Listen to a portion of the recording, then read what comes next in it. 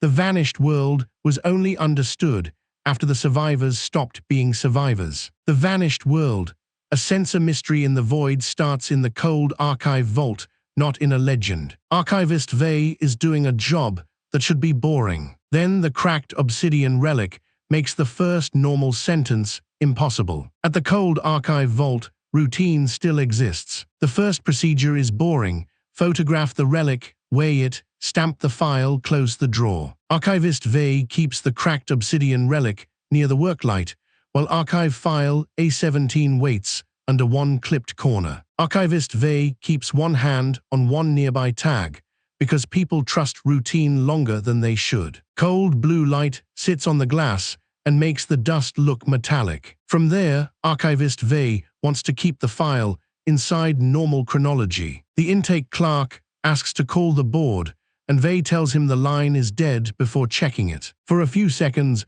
the practical answer still has a chance. Someone checks the latch, the clock, or the catalog number, and that ordinary check comes back wrong. The argument becomes physical. Vey locks the pressure door with one hand on the red lever. The clerk once, too loudly, then stops when the file prints tomorrow's date. The first useful change is not a theory. The drawer opens an inch after the lock engages. The intake clerk closes one record and keeps one hand over the page. Writing it down would make it harder to undo. By contrast, Archivist Vey makes the kind of choice people defend later. Vey files the relic as recovered instead of received. The clerk pays first. The archive loses tomorrow's measurements before anyone records today's. The clerk holds one hand against the table. The result is already in the room. Under pressure, the clerk tries to make the moment sound procedural. It does not work. The obsidian piece does not move. The room around it changes because the file is not older than the archive. It is waiting for the archive to catch up. The old label stays on one record, and Archivist Vey has to carry it anyway. Past midnight, the clerk now has to live inside the Rasu LT. Nobody gets a speech. They get the drawer, opens an inch after the lock engages. The intake witness tries the ordinary fix first. It is a good instinct, and it fails in a visible way. The failed fix leaves archive file A17 more dangerous than the black relic. After the argument, Archivist Vey stands beside the inner door and counts the ordinary things still working. The light holds. The latch holds. The person across from them does not. The file clerk steps back, then stops pretending the setback is only procedural. The dead probe bay looks manageable at first. The bay smells of coolant and old insulation tape. A silent probe lens stays on the table, close to the probe technician, while the impact telemetry sits beside the nearest hand. The probe technician checks one name under the lamp.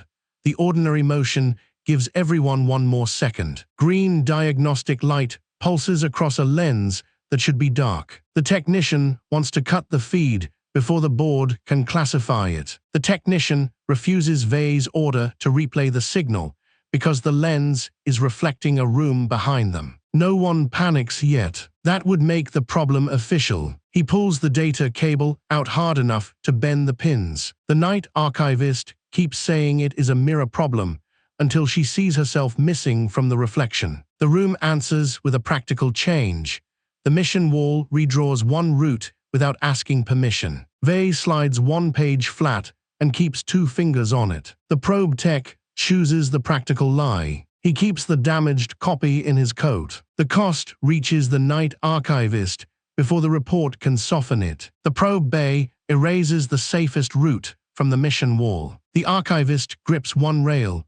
The result is already where everyone can see it. Vey reaches for the safest label. A silent probe lens keeps its place, but the old explanation fails.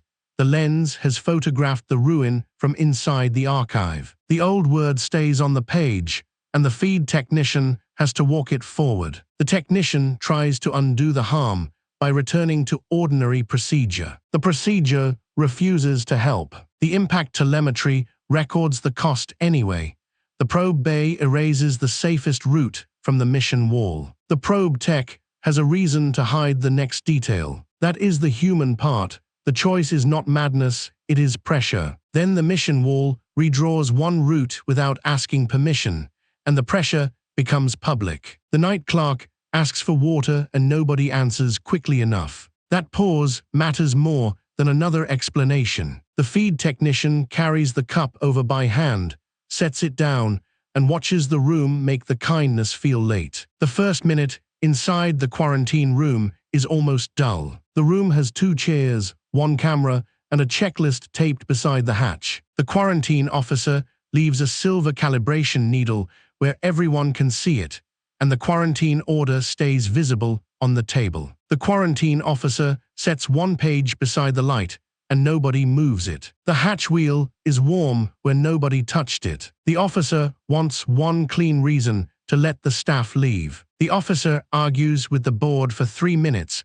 while the needle points through the sealed wall. Everyone gives the ordinary explanation 1 last second. She puts the needle under a glass cup and weighs the cup down with her badge. Vey does not shout. That makes the officer feel worse. After that, the record has a new shape. The camera records an empty chair breathing. The classification board folds 1 sheet and traps it under 1 palm. The lock officer takes the option that can still be explained to a board. She seals the room with Vey still inside. That decision hurts Vey first, and the quarantine order seals a room no one has entered yet. Vey sets 1 cup down without drinking. The result has reached them first. The classification board tries to shrink the damage into paperwork. Nobody has to decorate the moment. A silver calibration needle now means this. The order names the officer as witness 6 hours before she signs it. The old name stays under the clip, but the quarantine chief can no longer trust it. Vey keeps moving because stopping would become an answer. After that, the order names the officer as witness 6 hours before she signs it. The quarantine room gives them 1 quiet minute. Someone checks a latch, a switch, a seal, or a timestamp. The check should end the argument. Instead, the order seals a room no one has entered yet. The next mistake is practical. The officer closes the outer hatch before the count is finished. The board notices, reaches for the handle, and leaves their hand there too long. The moonside dig shelter gives them a normal surface to hold onto. Outside, the dust storm is ordinary enough to be useful. The expedition transcript rests where nobody can pretend not to see it, while the survey lead keeps 1 hand near a bone white map tile. The survey lead counts 3 marks on 1 tag, then stops trusting the count. Dust ticks against the shelter like fingernails on paper. The survey chief wants the find treated as a field error. The field lead orders the courier to bury the tile, and the courier refuses because her name is already scratched into it. The quiet does not feel supernatural. It feels administrative. The courier wraps the tile in her scarf and walks it back through the storm. Her voice on the transcript is steady until the tile repeats her mother's house number. The proof stops being decorative when the transcript adds 1 sentence in the courier's handwriting. The sample courier presses 1 hand over the line nobody wants read aloud. The dig lead picks the answer that protects procedure first. The survey chief reports her missing before she leaves. The result is immediate for the sample courier. The expedition becomes a reply to a file already waiting. The courier puts 1 palm on the glass. The result is already behind it. The field courier says the official sentence first. The evidence is plain enough to hurt. The ruin is not sending a message to Earth.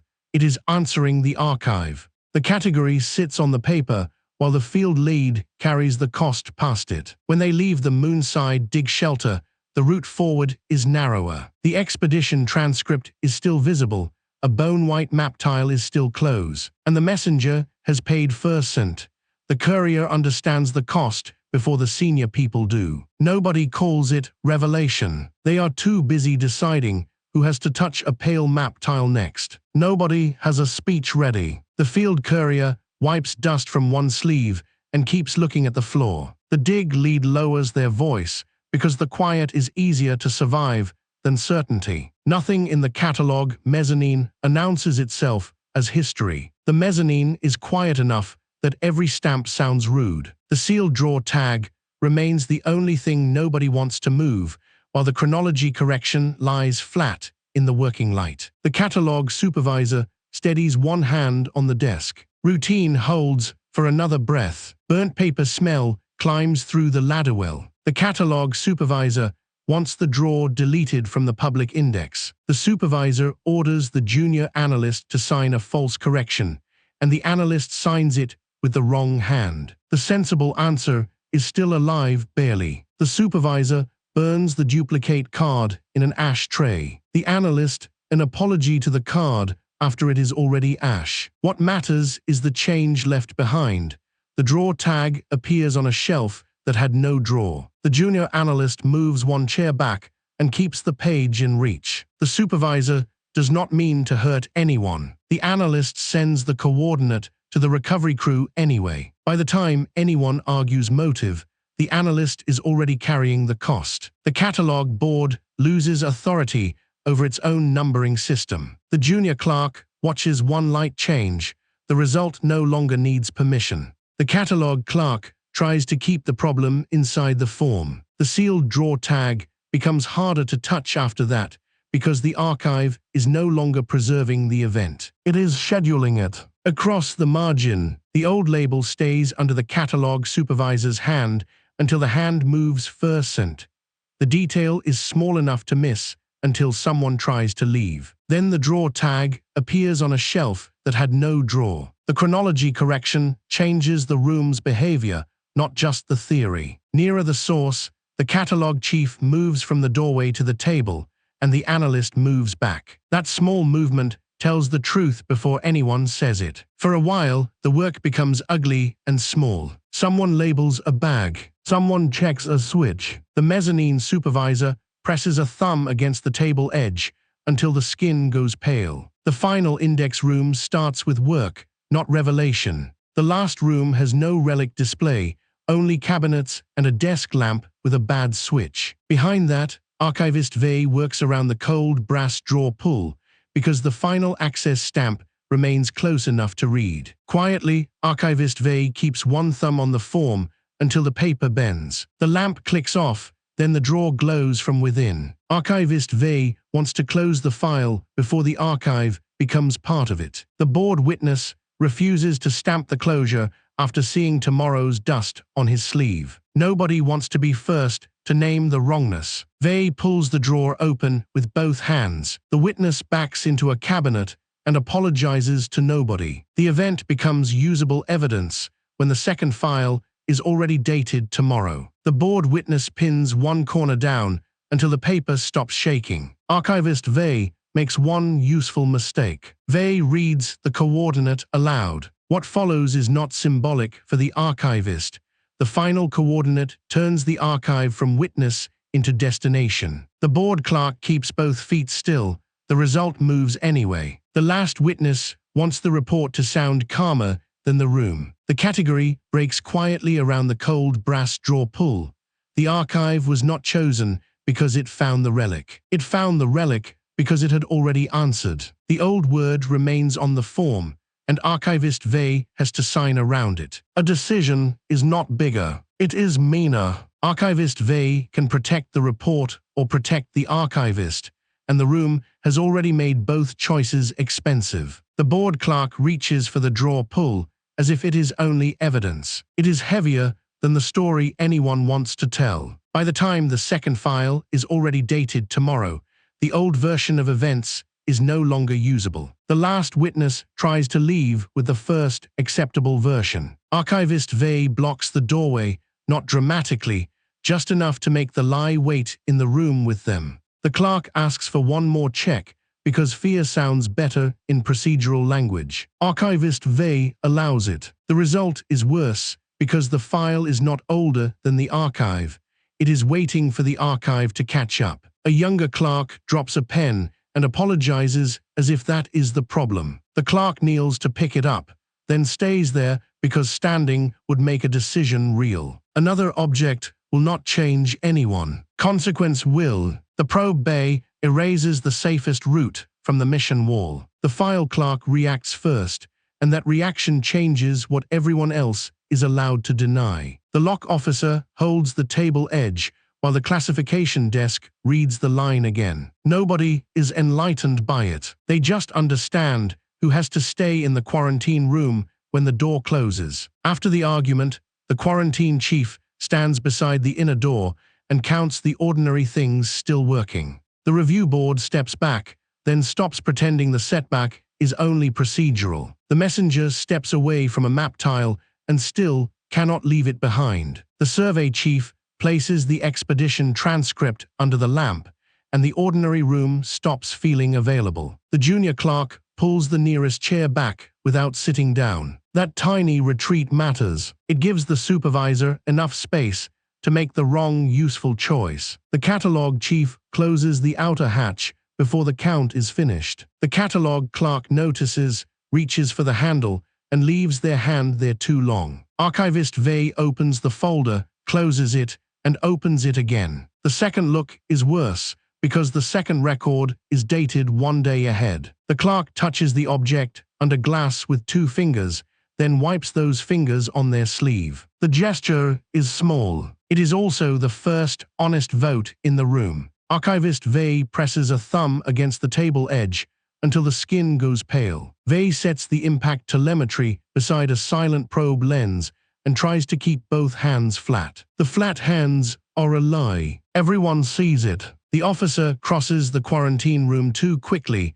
and has to walk back. The quarantine page seals a room no one has entered yet. Vey kneels to pick it up, then stays there because standing would make a decision real. The courier drops the first explanation before anyone orders them to. A white tile sits there with enough weight to make obedience look childish. The mezzanine supervisor presses the seal down and waits for it to cool. It does not cool. The weight gives the analyst time to understand the archive is no longer preserving the event.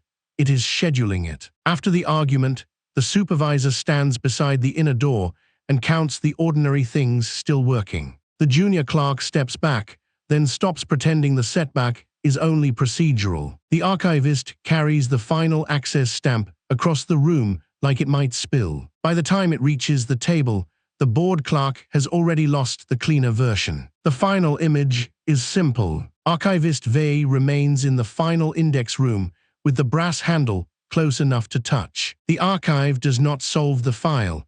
It proves the file was opened before the event it records. The new file is marked with tomorrow's date. Then the archive sealed the chart and opened a second file.